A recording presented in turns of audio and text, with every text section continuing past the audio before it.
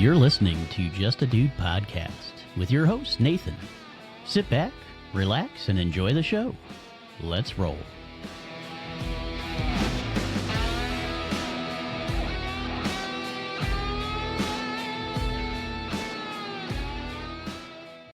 Hey there, folks. Welcome back to Just a Dude in the News on Just a Dude podcast. I'm your host, Nathan, just a regular guy breaking down the biggest stories hitting the U.S. this week from June 6th to June 12th, 2025.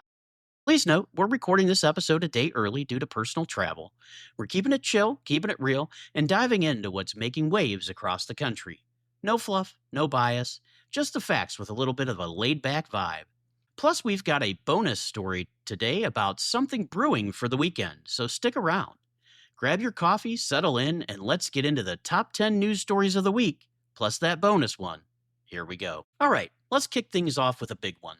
Starting on June 6, 2025, federal immigration raids led by ICE kicked off in Los Angeles and quickly spread to other cities like New York, Chicago, Dallas, and Atlanta. These operations targeted suspected illegal immigrants, and they've stirred up a lot of heat. Protests popped off almost immediately, with Los Angeles seeing the most action. By June 9th, things escalated when hundreds gathered downtown, some clashing with law enforcement. The protests weren't just about the raids, but also a new travel ban affecting 12 countries, which hit the news on June 10th and was covered in our last episode of Just a Dude in the News. The situation in LA got intense enough that Mayor Karen Bass slapped a curfew on parts of downtown, running from 8 p.m. to 6 a.m. starting on June 10th. Reports say over 200 people were arrested for failing to disperse, and another 17 got nabbed for breaking curfew. The demonstration stayed mostly peaceful, but there were moments of tensions, like when protesters faced off with National Guard soldiers outside the Edward R. Roybal Federal Building. Other cities saw similar rallies, with folks in Austin and Boston holding signs and chanting against the ICE actions. What's driving this? Well, the raids are part of a broader push to enforce immigration policies, but critics argue they're disrupting communities and targeting vulnerable groups like day laborers. For example, on June 7th, raids hit a Home Depot in Paramount, California, where workers gather for short-term jobs. Supporters of the raid say it's about upholding the law, while protesters, including union members, are calling for more humane approaches. The debate's heated, and it's not slowing down anytime soon. This story's got legs, folks. As of June 12th, protests are still spreading, and there's talk of even more planned in major cities for the weekend. The curfew in LA is still in place, and some are questioning the use of military forces like the Marines, who were deployed to the streets on June 11th. It's really a complex issue with a lot of voices shouting to be heard. So stay tuned, because this one is far from over. Next up, some economic news that's got Wall Street buzzing. On June 11, 2025, the U.S. and China announced a deal to ease trade tensions after talks in London. This framework is all about rolling back some tariffs and setting up a 90-day window to work out a bigger plan to balance the trade. It's a follow-up to a temporary truce hashed out in May, and both sides are calling it a step towards stabilizing global markets. The talks weren't just handshakes and smiles. Tariffs have been a sore spot, hitting everything from electronics to groceries, and the World Bank even slashed its 2025 global forecast to 2.3% because of the uncertainty. Investors, though, seemed stoked, with the S&P 500 climbing 0.55% on June 10th, partly because of optimism around this deal. Tesla's stock, for instance, got a nice boost as folks bet on smoother trade flows. Why does this matter to the average Joe? Well, tariffs have been creeping into your wallet. Economists estimate U.S. households could be shelling out an extra $2,500 this year because of higher import costs. This trade truce could ease some of that pressure, but it's not a done deal yet. The framework's got to hold, and both sides need to keep talking to avoid another trade war flare-up. As of June 12th, the vibe is cautiously optimistic. The agreement's being hailed as a win for diplomacy, but there's still work to do. If this holds, it could mean lower prices on some goods, but if it falls apart, we might be back to square one. Keep an eye on this one, folks. It's a big deal for your paycheck and the global economy. Speaking of money, let's talk about inflation. The Consumer Price Index, or CPI, showed a 2.4% annual increase in May 2025, up slightly from 2.3% in April. That's according to the Bureau of Labor Statistics, who dropped their report on June 11th. Now, it's not a huge jump, but economists are pointing to tariffs as a big reason why prices might climb higher in the coming months. What's going up? Grocery items like beef and coffee are costing more, and housing is getting pricier too. On the flip side, gas prices dropped 12% from last year, and stuff like clothing and airline fares are down a bit. Core inflation, which ignores food and energy, held steady at 2.8%. The catch, those tariffs we just talked about are already nudging prices up, and folks like Walmart are warning of price hikes on everyday goods. Wall Street's watching this closely as well. The Federal Reserve got a meeting on June 18th, and most bets are they'll hold interest rates steady, especially with the tariff talk. Economists say we're in a calm before the storm moment, where inflation's tame now, but could spike later. The Yale Budget Labs even saying tariffs could cost the average household a couple grand this year. So, what's the takeaway? Prices are creeping up and tariffs are a big wild card. If you're budgeting, maybe keep an eye on those grocery bills and brace for some changes.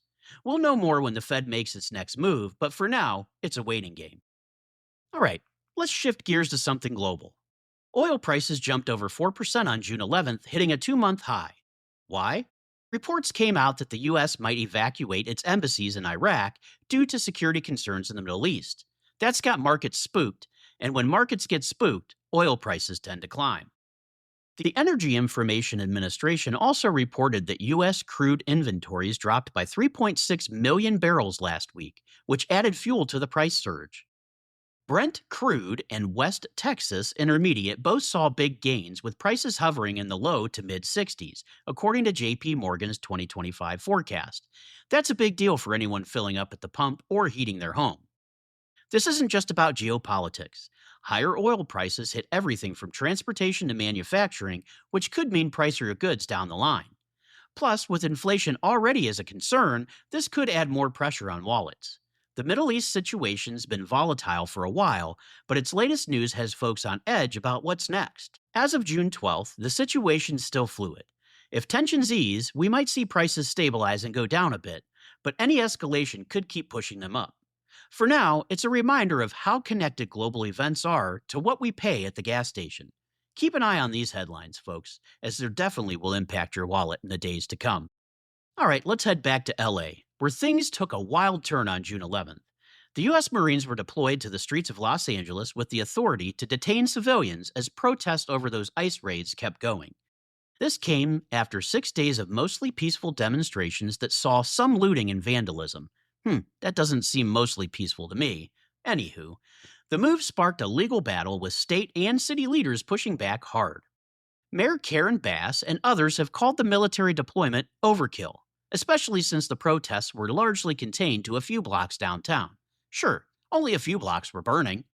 On the other hand, proponents see this as a failure to protect the citizens of Los Angeles and that the National Guard would not be needed had local government done their job and upheld their oath. The curfew's still in effect, and on June 10th, hundreds were arrested, mostly for not dispersing when told. The presence of Marines and National Guard troops has amped up tensions, with some protesters saying it's escalating things unnecessarily. This is a rare move, folks. Deploying active duty military to U.S. streets isn't something you see every day, and it's got people talking about civil liberties and federal overreach. The protests, which started over immigration enforcement, have now morphed into a bigger debate about how far the government should go to maintain order. As of June 12th, the Marines are still out there, and the legal fight's heating up. Some are calling for de escalation, while others say the feds are just doing what's needed to keep the peace. It's a messy situation, and we'll be watching to see how it plays out. Sticking with the protest theme, the anti ICE demonstrations that started in LA have gone national by June 11th. Cities like Seattle, Los Angeles, New York, Denver saw rallies with some turning tense. Break? Saw rallies with some turning tense. In New York Police Department officers used pepper spray to break up crowds outside federal buildings, while Seattle and LA saw police clearing protesters to enforce curfews. The spark? Those darn ICE raids again we talked about earlier. Plus, the new travel ban. Protesters are rallying against what they see as aggressive immigration policies, with union leaders and activists like SEIU's David Hureta becoming a focal point. In Boston, folks gathered at City Hall Plaza, and in Austin, they marched to the J.J. Pickle Federal Building. Most events have been peaceful, but arrests are piling up, especially in Los Angeles, where it's been less than peaceful. What's interesting is how this has unified different groups. You've got labor unions, community organizers, and everyday folks out there, all pushing back against the raids. But there's another side. Some argue these operations are necessary to enforce immigration laws and keep communities safe. It's a divide that's playing out in real time. By June 12th, the protests show no signs of slowing. More events are planned over the coming days, and the national spotlight's on how this will resolve. Will the feds double down, or will cooler heads prevail? We'll keep you posted. Let's talk money again. On June 10th, the Federal Reserve official Raphael Bostic from the Atlanta Fed said it's time to pump the brakes on interest rate cuts. With inflation ticking up and trade wars heating up, the Fed's playing it cautious. The next meeting's on June 18th, and Wall Street's betting they'll keep rates steady. Why the pause? There's just too much uncertainty at the moment. The May CPI report showed inflation at 2.4%, and those tariffs we mentioned could push it higher. Plus, unemployment's a question mark, and the Fed wants more data before making moves. Jerome Powell, the Fed chair, has been clear they're watching inflation closely to hit that 2% target. This matters to you because interest rates affect everything: mortgages, car loans, credit cards. If rates stay high, borrowing's more expensive, which could slow down big purchases or home buying. On the flip side, keeping rates steady might help tame inflation without tanking the economy. It's a tightrope walk, really. As of June 12th, all eyes are on that June 18th meeting. Economists are split on what's next, but for now, the Fed's saying, hold up, let's see where this goes. If you're planning any big financial moves, might be worth waiting for more clarity. Moving on to Wall Street, they had a great day on June 10th with the S&P 500 climbing to 6,038.81 points, up 0.55%. The big driver? That US-China trade truce we talked about earlier. Investors are feeling hopeful that cooler heads will prevail, and companies like Tesla saw their stocks pop off. But it's not all rosy. The World Bank's warning about slower global growth, down to 2.3% for 2025, keeping things in check. Tariffs and trade uncertainty are still looming, and not every stock was a winner. JM Smucker's shares, for example, tanked 15.6% after a weak profit forecast. Meanwhile, biotech like Insmed jumped nearly 29% on good drug trial news. This market swing shows how sensitive things are right now. Trade talks, tariffs, and even random company news can send stocks up or down. For the average person, it's a reminder to keep an eye on your investments, especially if you're in volatile sectors like tech or energy. As of June 12th, the markets are still riding the trade talk wave, but it's anyone's guess how long the optimism lasts. If the truce hold, we might see more gains. If not, brace for some turbulence in the future. Switching gears, let's head to Montana, where a new law's got people talking. As of June 5, 2025, the state passed a bill cracking down on online sweepstakes, saying they're too close to gambling. The law's so broad, critics say it could ban everyday digital promotions like giveaways on social media. The Social and Promotional Gaming Association called it a mess, pointing out that states like Arkansas and Florida rejected similar bans. Meanwhile, companies like Virtual Gaming Worlds, who run sites like Chumba Casino, have already pulled out of Montana to avoid any legal trouble. The law's got businesses worried about hefty fines or even criminal charges. Why is this a big deal? Sweepstakes are a huge market, pulling in new customers faster than online casinos, according to industry reports. They're a fun way for folks to try their luck, but regulators are cracking down, saying they skirt gambling laws. Supporters of the law argue it protects consumers from shady operations, but opponents say it's overreach that kills legit businesses.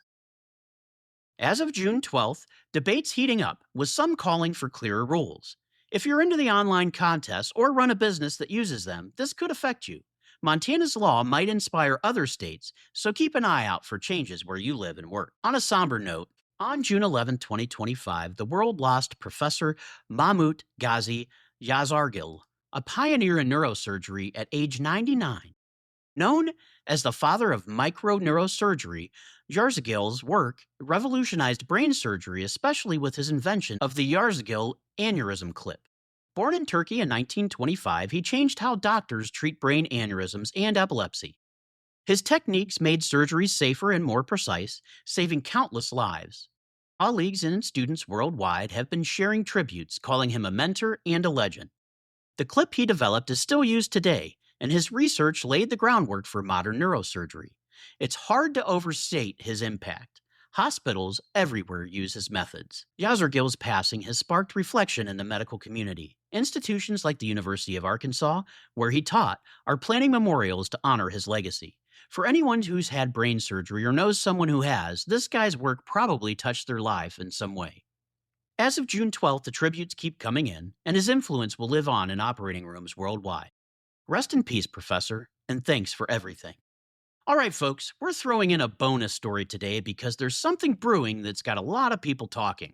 Word on the street, and by the street, I mean the internet and news outlets, is that this Saturday, June 14th, 2025, could see some major action with anti-Trump protests planned across the U.S.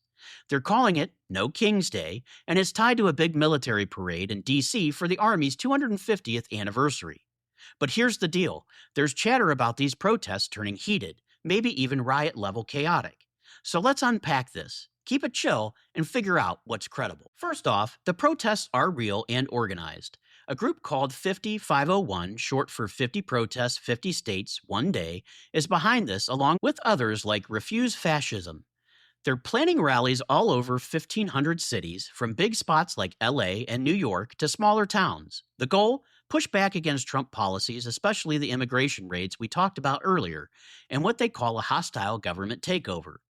Posts on X and reports from outlets like Newsweek and ABC 7 Los Angeles say millions might show up, with a big focus on D.C., where Trump's parade is set to feature tanks, troops, and flyovers. Organizers are fired up, saying this is about rejecting authoritarianism and defending democracy. Now, about that riot potential. Here's where it gets murky, but credible enough to talk about. The protests are meant to be peaceful, with groups like Stand Up America coordinating safety protocols and speakers. But recent events, like the clashes in LA over ICE raids, have folks on edge. On June 11th, we saw police in Seattle, Las Vegas, and LA use pepper spray and rubber bullets when things got tense, and over 200 people have been arrested in Los Angeles alone. In Spokane, Washington, a curfew was slapped on after 30 arrests during a protest that blocked an ICE vehicle. Add to that the deployment of National Guard and Marines in Los Angeles, and you've got a recipe for escalation if things go sideways. Some ex-posts are hyping up the chance of things kicking off, pointing to the scale of these protests and the heated rhetoric on both sides. On the flip side, not everyone's convinced this will spiral into riots. Most protests so far, like the hands-off rallies in April and May, have been largely peaceful, even with millions turning out. Organizers are pushing nonviolence, and many rallies are set for public spaces like state capitals and city halls. Not exactly hotbeds for chaos, but the Trump administration's doubling down, calling protesters radicals and rioters, and defending troop deployments. It hasn't calmed things down at all. Plus, there's that incident in Lafayette, Indiana, where a guy with a rifle got into a scuffle at a protest, which shows how fast things can escalate. The White House is warning they'll send more troops if needed, which could either keep the peace or light a match. So, what's the vibe going into Saturday? Tense, no doubt. The scale of these protests, the military parade, and the fresh memory of clashes in Los Angeles and elsewhere make the risk of unrest credible, especially if small groups get rowdy or law enforcement comes down hard. But it's not a done deal. Most folks just want to march and make their voices heard.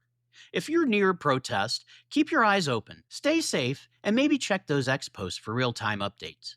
We'll be watching to see if this stays peaceful or if the weekend brings more chaos. If you're planning to protest, please remain peaceful and keep an eye out for any violence. Please be safe. We are all humans and should treat each other with respect, even if we disagree. And that's a wrap, folks. Those are the top 10 news stories shaking up the U.S. from June 6th to June 12th, 2025, plus that bonus look at what's coming this weekend. From protests to trade deals to oil prices, it's been a wild week, and Saturday's looking like it could be wilder. Thanks for hanging out with me, Nathan, for Just a Dude in the News on Just a Dude podcast. If you like these short news updates, make sure to like and subscribe. We do this show every week. Until our next episode, keep it chill, stay informed, and keep being just a dude or a dudette.